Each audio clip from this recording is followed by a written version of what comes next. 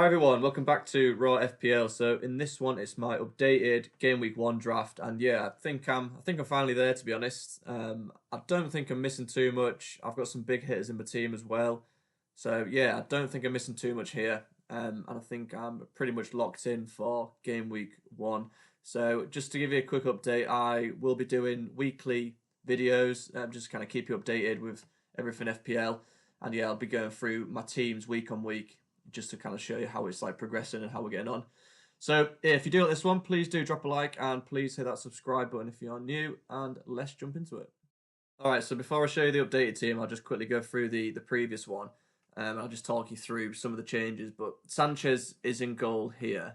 Now I think he could be still quite a good pick, but there's just kind of a lot of rotation risk. They've obviously signed a new goalkeeper, but if you want to take the punt on Sanchez, if he does keep that number 1 spot, he could be good because the fixtures are pretty decent after the Man City game.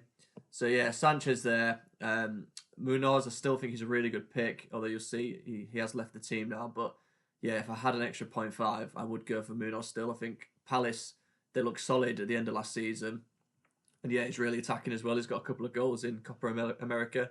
So yeah, I do like Munoz still, but as you'll see, I just don't have the funds. And then the other sort of major changes really is I've got rid of Son.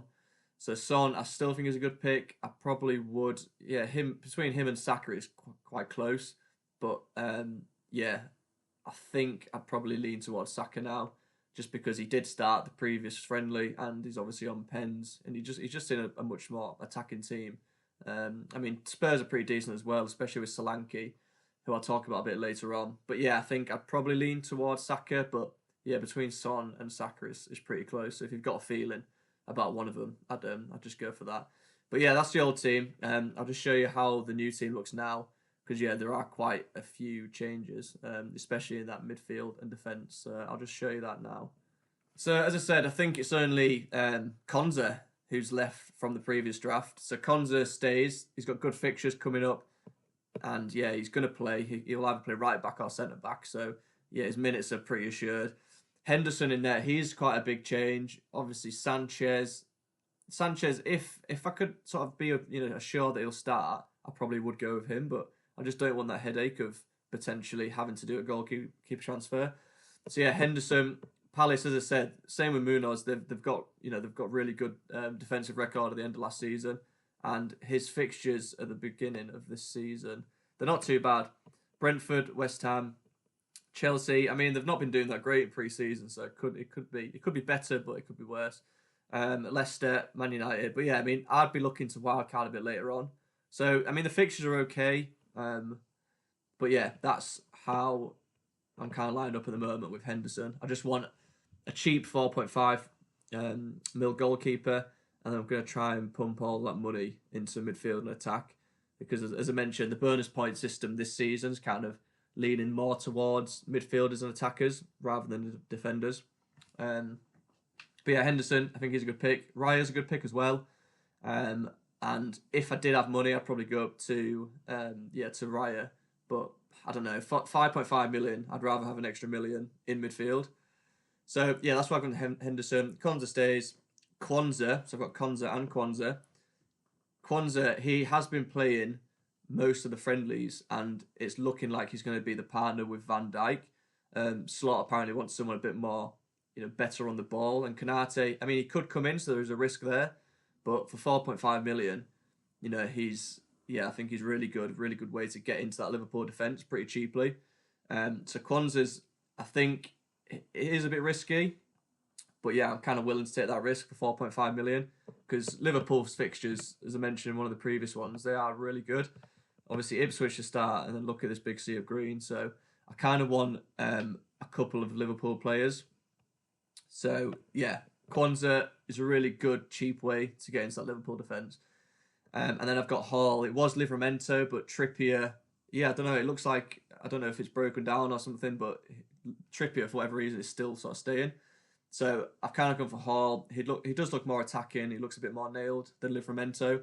But if Trippier was to leave, then yeah, you could choose Livramento as well.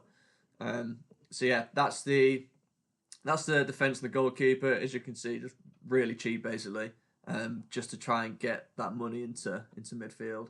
So let's look at the midfield then. So starting, basically the big hitter there is obviously Salah, and I think he will be my captain against Ipswich for game week 1.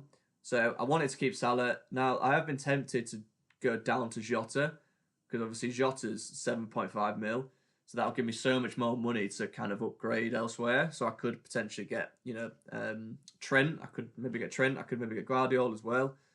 But yeah, I don't know, Jota. If I knew he was going to start, which to be fair, I think he will start the first couple of games, but it's just, I don't know. He could, he could easily get rotated. It would, it wouldn't be a surprise really if Darwin was through the middle, obviously Salah on the right, and then you've got like Diaz on the left. So I just think Salah, you pay the premium for that assured minutes. He's on pens as well, so just for Liverpool's good fixtures, I kind of want Salah in there. But yeah, if you're struggling for funds, Jota I think is the next best one. He's obviously started in that number 9 position for a few of the pre-season games now. So yeah, I do like Jota. He's probably second best, I'd say, behind Salah. But yeah, I've just decided to pay the premium for Salah because we know how good he is. And yeah, as I said, on pens 90 minutes. So yeah, Salah's there. Nkunku, he is a bit of an enabler, 6.5 million, and I just don't really see that many other 6.5 millions who are better than Nkunku. And as you can see there, I don't have Palmer, so I'm kind of hoping he covers Palmer a little bit. Obviously, it would be nice to have Palmer, but you can't have everyone, especially this season. They've done really well in just kind of pricing, so you can't have everyone. So I've kind of opted for Salah instead of Palmer. But yeah, I'm hoping Nkunku can give me a bit of cover. He's obviously scored a few goals as well pre-season. And yeah, I just think 6.5 million, it kind of enables me to get all the other players. And the same with Eze, really, 7 mil. He's on pens. The Palace attack looks really good. So I think Eze, he's been in most of my drafts, to be honest. And yeah, I'm going to keep Eze. And then I wanted some Arsenal attack because, as you can see, I don't have Saka. So yeah, I wanted Arsenal attack. So I've gone for Odegaard, 8.5 mil. It's just kind of covering some of that Arsenal attack because they are one of the best teams, one of the most attacking teams in the league. So I just wanted to cover some of that. So Odegaard's in there, and he could take the odd penalty here and there. He did last season, didn't he? So yeah, that's the midfield 4, and then up top, Solanke. Now I think he will start, but there is a chance he doesn't start. He might not slot straight into that Spurs team. I think he will, so I'm going to sort of take a chance on it.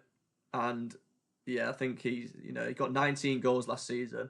I think he'll beat that playing for Spurs. He'll have Son on the left creating loads of chances, Maddison behind. So yeah, I think he'll do really well. 7.5 million.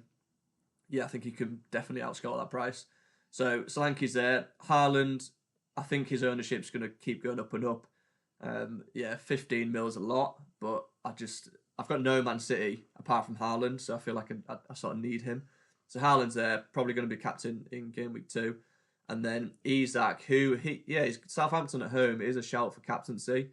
But I just think Isak, 8.5 million. He's probably one of the best valued players in the game this season. On penalties, Wilson's injured as well. A player, obviously I don't have here is Watkins. So he's one who could really hurt me, but I'd rather have Isak. And 9 million, I just can't fit him in. And then the subs here, really cheap bench. I've just got a non-playing goalkeeper there, 4 million.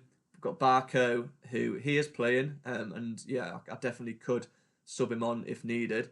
Obviously, Estepinian's got that injury, so Barco, I think he's the best 4 million right now.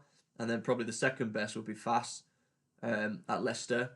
So yeah, he's he's going to play pretty much every game. Fass is, so another 4 million. So them two play, and then Winks as well, 4.5 million. He'll play pretty much every game as well. So all of those 3 will play, and they're just kind of the cheapest you can get.